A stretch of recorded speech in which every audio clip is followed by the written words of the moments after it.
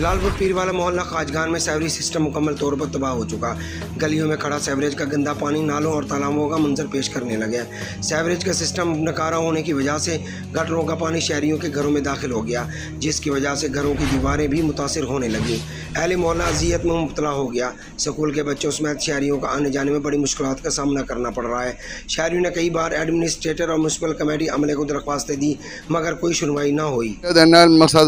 मकान घर लिहाजा मेहरबानी करो कि साको ये निज़ाम से कर दिता वने। जलालपुर पीरवाला में सीवरेज का निज़ाम धर्मभ्रम हुआ पड़ा है। यहाँ की जो गलियाँ हैं मोहल्ले की, वो सारी गटर के पानी से भर चुकी हैं और हम लोग बहुत मुश्किलात का शिकार हैं पानी की वजह से। चुप लेने पे लाला तुहाडे सामने काफी का निज़ाम है। कई बार आख दे तके कने हुण एक औरत डटी है सवेरे स्कूल दे बाल वंजण वाले डटन, मेहरबानी करो। कई बार कमेटी दे अमले को आके, कई बार बड़े अफसरें को आके कोई नहीं अमल किया। बड़े मेहरबानी हालात देख दे तुसा जरन एक्शन गिनो, लैन लमी पौंदी लैन पो। अहले मोहल्ला इस बेबसी पर म्यूनसिपल कमेटी के खिलाफ सरापा एहतजाज बन गए।